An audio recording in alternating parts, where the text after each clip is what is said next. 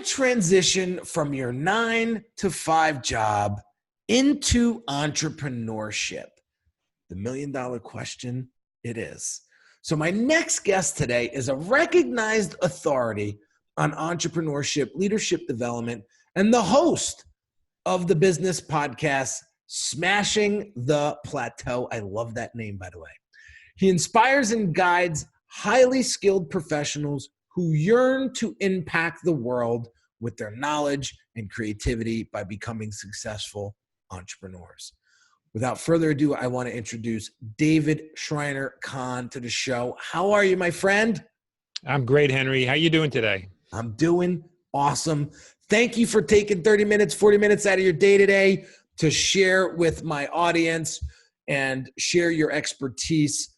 For those folks who don't know who David is, I want to give them 3-4 minute, bio, some context around, who you are and why do you do this? I went from 9 to 5 to becoming an entrepreneur. I was an employee for over 25 years. And like many people, I really wanted to do my own thing, but didn't have the courage to do it until the timing was chosen by somebody else. But the fact that I really wanted to do it, I said, okay, now is my chance. I'm going to take advantage of this opportunity, and I am going to figure out how to make it work. And that was in 2006. So it's now 2019, it's 13 years ago. I couldn't be happier being my own boss. Entrepreneurship is way harder than being an employee. And I was, by the way, I was in leadership and management roles for most of my career as an employee, which those are demanding jobs,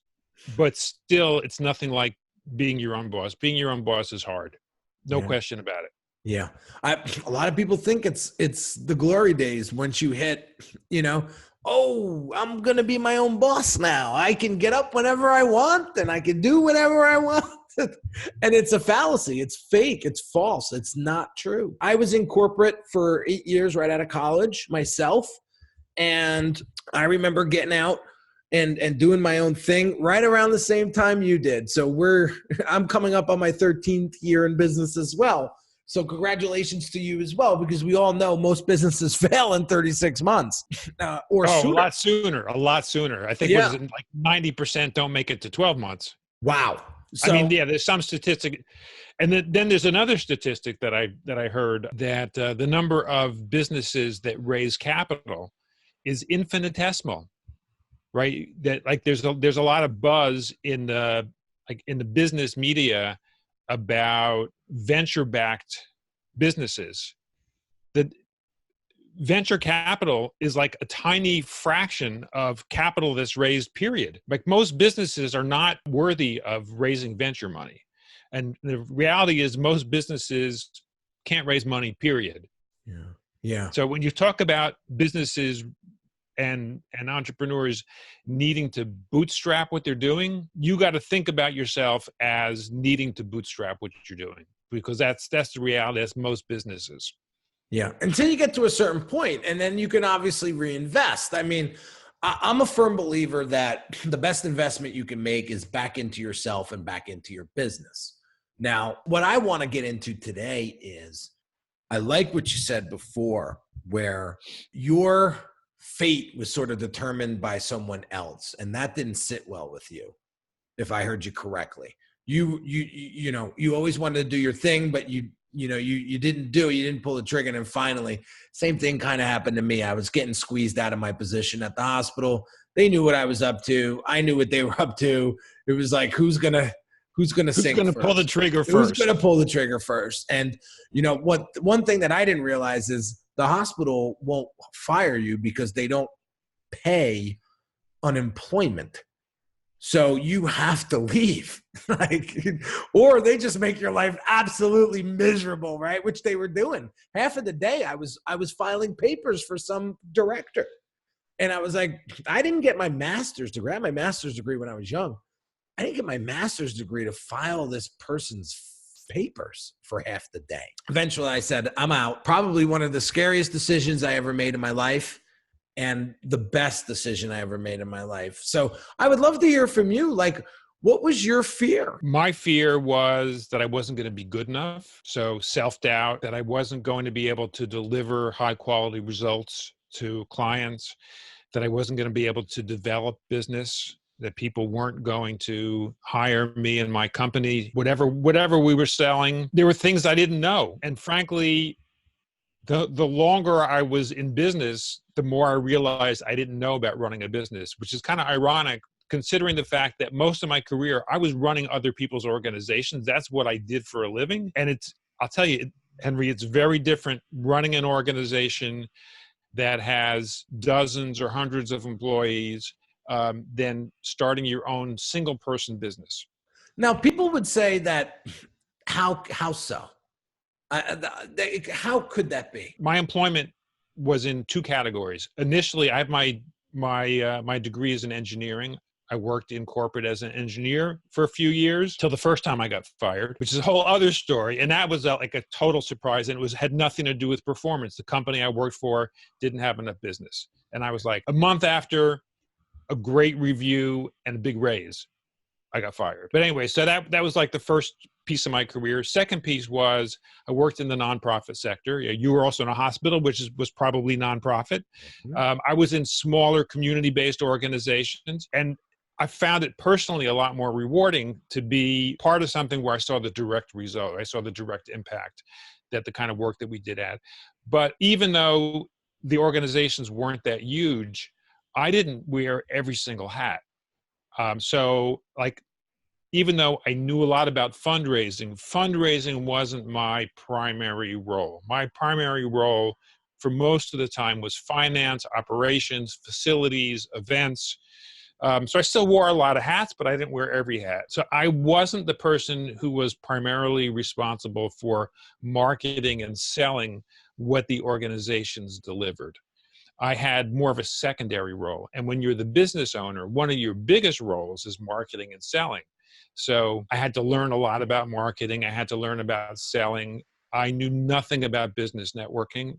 About a year after I started my business, a friend of mine who had started her own business about a year before me, also somebody who was in the not-for-profit sector for like 30 years, started her own solopreneur business. She said, you know, David, I'm part of this group that I think you might find useful. Why don't you come meet with us for breakfast? Come check it out. And I'm like, okay, I'll do it. So it was a BNI chapter. And I walked in the room. I'd never been to anything like it before. And I'm looking around. I see there were like 30 people there who were all at 7 o'clock in the morning. We're all gung-ho to help each other develop business. And I thought, this could be useful. So I joined. And then pretty soon I was on the leadership team, and I started getting business from people in the room, and they started referring business. And I started picking up a lot of small business clients, which wasn't my main focus. My initial focus was I came out of the not-for-profit sector. Like, I'll be a not-for-profit management consultant. That's what I know. And I was doing that, but then all of a sudden I started getting other kinds of business that I wasn't even asking for. And I really got into like relationship building, networking, business development, marketing. I learned a lot about marketing. And I saw what all these small business owners were struggling with, which was overwhelm, tremendous challenges with time management. I was surprised. I had a great finance background, even though I'm not an accountant, but I know enough accounting to make me dangerous around financial reports.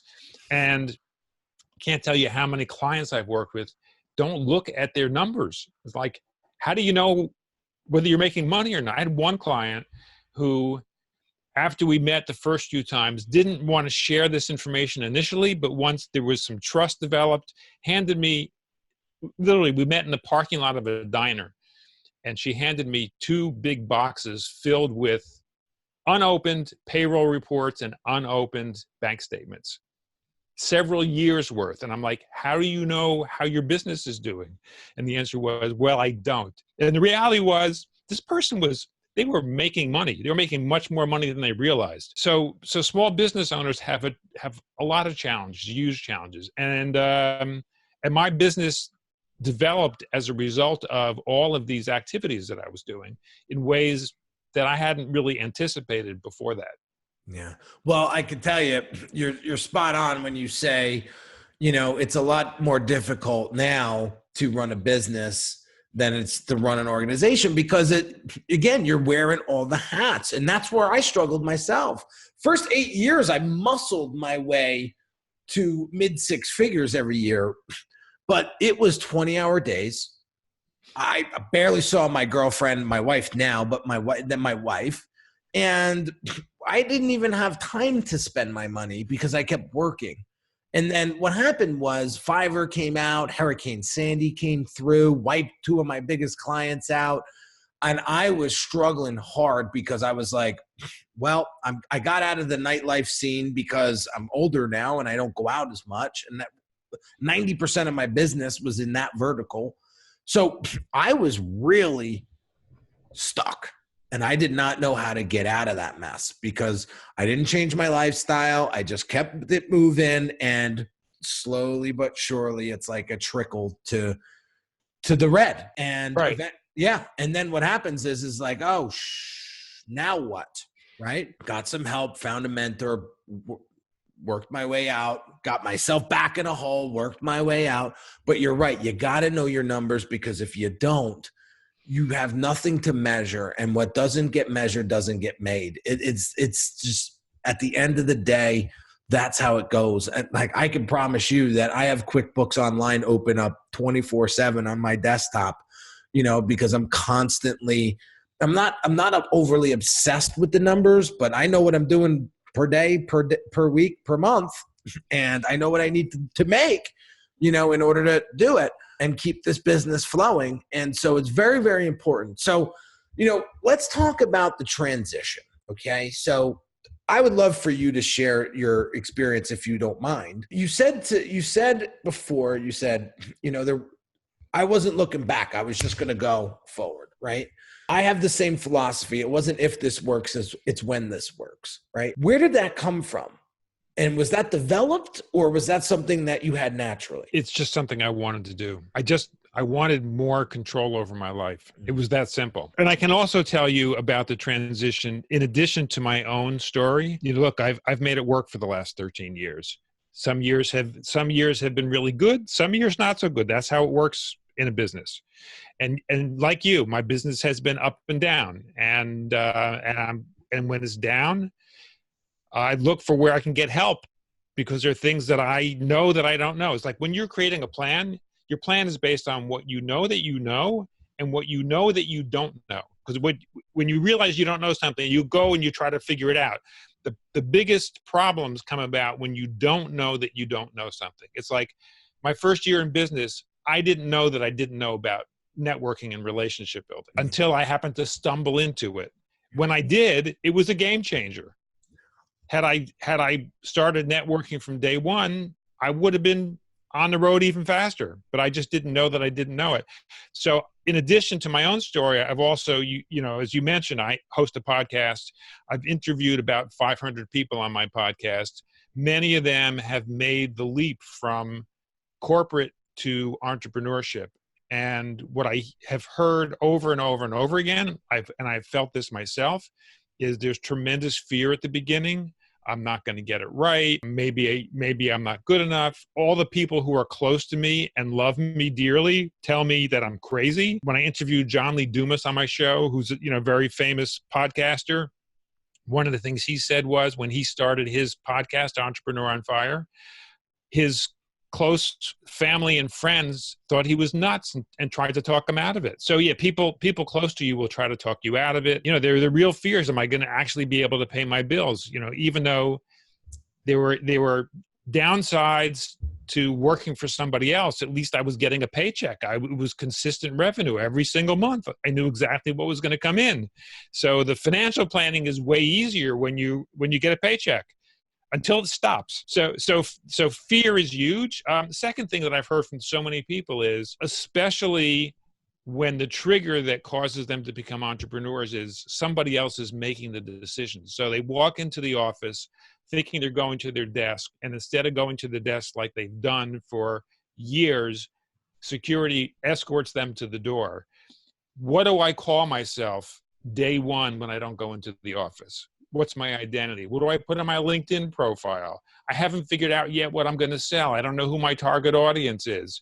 I know I have to be public about it so that I can market, but what do I say? So loss of identity, there's, our ego is so tied up to our work. When you meet somebody at a party, what's the first thing they say to you? Oh, hey, Henry, what do you do?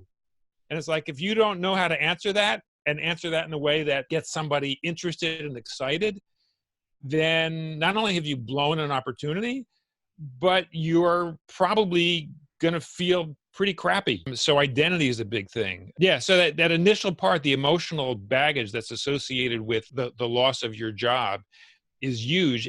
And the reality is, and I've asked a lot of people this question, the reality is for most people, it takes a good bit of time till you make up the income you had when you had your job. And some people never make it up. So I would say most people that I've asked this question, it's generally 12 to 24 months before they are in some kind of financial stability. And there are a lot of people, particularly those that have had really high income jobs that they hated, people who are making, let's say, mid six figures and up, very often they don't replicate that with their business. Yet, when they design their business in the right way and they think about what's important in their lifestyle, they're able to live very comfortably. They're able to meet all of their personal financial needs and more, and have a business that they're proud of, doing work that they love doing, serving the kind of people that they really want to serve, people who value their help, and they're just so much happier. Yeah, I love that you brought that up, because success is in the eye of the beholder. I'm a firm believer of that. I just read a great book by Mike Francis. It's called "I'll Make You an Offer You Can't Refuse." He's an ex-mob guy. I've been talking about this guy for a couple of episodes now, but he talked about this towards the end of the book. And he talked about, like, this guy had planes and helicopters and 4 houses all over the country. And the guy was the top earner. He made Al Capone look like a bum. And he was clearing like 6-7 million a week in his gasoline scam. And I'll tell you, he said, if I could do it all over again, I'd be happy with 1 house, 2 cars, right? My family, spending time with them, and, just doing what he had. A lot of legitimate business too that he enjoyed. He had a couple car dealerships. He was all over the place, but the guy made a decent living. The guy was an earner, right? And so I want to share this, because this is coming to mind right now. I think the one thing that David and I share is this, and I don't know David that well. I'm going to be quite frank with all of you. But one of the things that I believe we have is this drive and passion to refuse to give up. Just don't take no for an answer, and to just continue to make it happen. And so how do you do that when you're in a funk? Business is down. You feel like everything you touch turns to shit. How do you get out of that? And my answer is this: belief. It starts with belief. I share this story a lot, but I had a really high profile client last year. Awesome client to this day. She spent over $90,000 with me in just a couple of months. And I showed my father. I was so happy and proud of that, right? I sent my father a picture of the check, the deposit check. It was the biggest check I ever got in my life. And I said, Dad, why do you think I'm getting these types of checks? And he said, experience. You're more experienced, son. And so I said, it's true. I learned a lot by failing miserably over the past 13 years. But now we're finally making things happen. And I went to my mentor and I asked him the same question. I said, my father thinks it's experience. And he says, yeah, that's part of it. He says, but I don't think it's that at all, quite frankly. I think you now believe you deserve it. And so for all you folks out there that are watching or listening to this, I want you to think about this. Do you truly believe that you deserve to be an entrepreneur? And I'm just going to give it to you straight. And if the answer is no, get your butt on LinkedIn and start looking for another position. Do not waste your time. But if in your heart of hearts, and if you truly, truly believe in your bones, that you were put on this earth to make a difference in someone else's life, and you were going to be able to scale your expertise and allow that to come to fruition, do whatever needs to be done to make that happen. And don't feel bad about it. Don't feel sorry for yourself. Do whatever you need to do, as long as you don't step on other people's toes while you do it. And I just want to put that out there, because I think entrepreneurship has been glorified as this cool thing and this fancy thing. I'm going to be my own boss. I'm an entrepreneur. Meanwhile, you live at home and you're still paying, your parents are still paying your car bills. Like, and you could be 40 years old and this still going down, right? I just want to put the reality out there. This is hard. David said it, and I back him up a 10,000%. It's much more easy for me to punch in and punch out every day. And you know what? It's just not for me. And I know it. And I've been put on this earth to do bigger things. And I'm not putting people down that that have 9-to-5s. I'm not. I'm talking for myself. So I don't want you to feel that way at all. But I just want people to get that realism and that reality through this message, because if they don't, I don't want to see you bankrupt. I don't want to see you, robbing Peter to pay Paul. I don't want to see you in jail because now you're out there scamming. So you got to get real with yourself. And I think that's going to lead us into the doc's prescription. And so I want to start by saying, really understand the different dynamics of entrepreneurship. And if there's any book that you would read, I highly recommend the ebook, The E-Myth by Michael Gerber, if you want to start there and start to get a real understanding of what true entrepreneurship is. Start to subscribe to blogs and videos. Another great YouTube channel is Valuetainment. My buddy Patrick Bet-David, over 1 million subscribers. Really great content when it comes to entrepreneurship. Head over there and start to digest some of his content and get a feel for it. And whether you got fired or whether you're in the process of, transitioning on your own, really get a good understanding of what's involved before you take the leap. Okay. I was pushed. I was pushed off the ledge, and luckily, God blessed me with design, and I built the parachute on the way down. But man, did I hit a few rocks on the way down. And so just understand that it's not going to be easy, but it's going to be well worth it. The next thing I want to point out is business is a team sport. And like David, I did something similar. I got involved in different organizations and groups. And what you put into these organizations and groups is what you get out. I'm part of the Meadowlands Chamber of Commerce. It's one of the best chamber of commerces, I think, in the country. And it is extremely innovative. It's engaging. They're always on point. They're always staying ahead of trend, and they're always involved with the community and so on and so forth. But I remember when I committed to that organization, I went to the CEO and I said, I just don't want to be another member. How do we get involved? How do I get involved? And I said, Jim, I'm going to lean on you to keep me involved. So what happens 2 months later? I become the host of their podcast and help them produce it. I get on a board, subcommittee called the Emerging Leaders Committee. And I work with other folks that are similar in age that are helping other, folks that are in their late 20s or early 30s emerge into their leadership roles, whether in corporate or in entrepreneurship. So I got involved, and man, is that such a rewarding feeling to be part of. So a couple of things I want you to do there. And then last but not least, know what you're getting yourself into and be humble about it. Like David said, he didn't know what he didn't know. And it wasn't until he realized what he was bad at that he went and he tried to improve upon it. So there's different philosophies out there, focus on what you're best at and delegate the rest. I'm a firm believer of that, but ignorance will kill you too. What you don't know will kill you as well. And so be conscious of that and know a little bit about everything. Like he said, to be dangerous about it. You don't have to be a pro at it, but know what you're getting yourself into and really map that out. Come up with a game plan.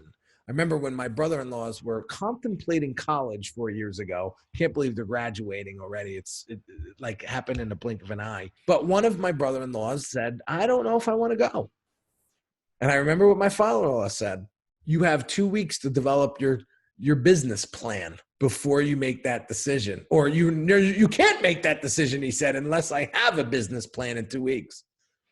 And I commend that, because there was no way that, and then eventually he went and he loved it. And now it's like 4 years was 4 minutes. That's the key takeaways I want you guys to get out of this episode. And I'm so happy that Dave was here today to bring these out. Now, the question from the community today is this. This one is a little broad, but we're gonna tackle it. All right? How do I generate more leads for my business? Okay. Well, here's my answer to this, and I'm going to hand it over to Dave. Why do you deserve more leads? What are you doing to deserve more leads? And that's all I'm going to say. David, how would you tackle that question? I'll actually pick up on that, Henry, because you do have to answer that question. Why do I deserve more leads? Second thing goes back to some of the things you touched on. You mentioned mentors. We talked about networking. We didn't really talk about mastermind so much, but it's really important to be in some kind of mastermind relationship with a small group of trusted people where you can help one another. You also mentioned entrepreneurship as a team sport. The reality is people do business with people they like, they trust, they know, they like, they trust, and also who they believe care about them. If you look at where your best business has come from, let's say over the last 12 months, chances are it has come from a small number of relationships.